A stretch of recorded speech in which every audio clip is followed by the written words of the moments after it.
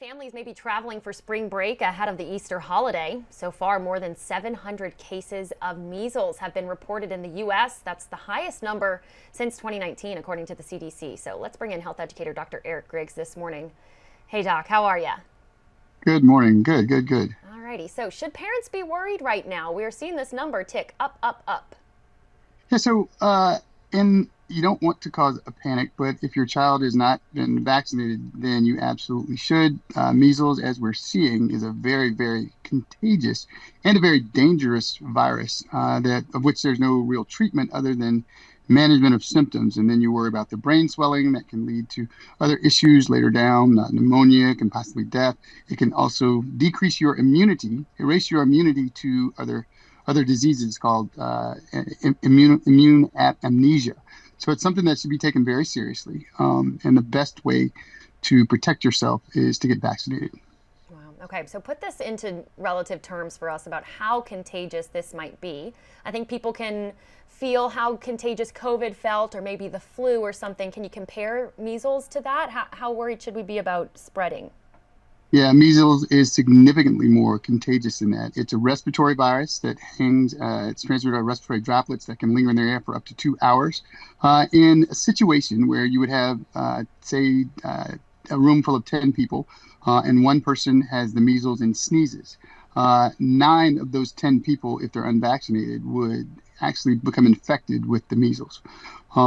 It's extremely infectious, can be very dangerous to those that are immunocompromised, particularly in kids. What would happen is you would have the rash, you would have the fever and the symptoms, the constitutional symptoms, what they call them, and then it would resolve. But then it would stay in the body and then might manifest with changes in the child's behavior and possibly even cognitive losses later on in life. A kid can be doing very well in school up until, say, junior high school, and then all of a sudden their grades start to fall.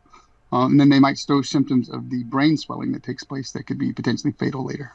Okay, so you mentioned earlier vaccine is the best way to prevent this. Tell us a little bit more about that vaccine, how you can get it, and what it does. So it's called the MMR vaccines, measles, mumps, and rubella vaccine. It's typically given as an infant, and then there's a booster given later on as a child. Once that's done, you're infected. It's not about 97% effective at preventing infection. This is something that we've talked about a lot, how a lot of the vaccines don't prevent infection, they just reduce the severity. But the measles vaccine has been shown to prevent infection. And again, it's the herd immunity, but by the bulk of the community being vaccinated, we can stop the virus from propagating or spreading. What about for pregnant women? They should be careful with this one.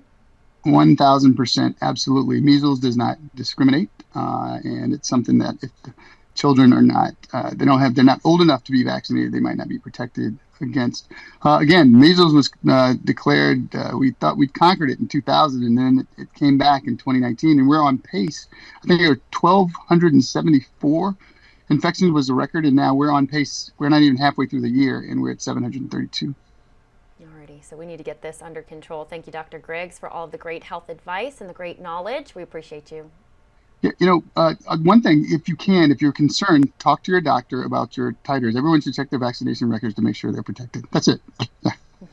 Good deal. All right, Doc, we'll take the advice. Thank you so much.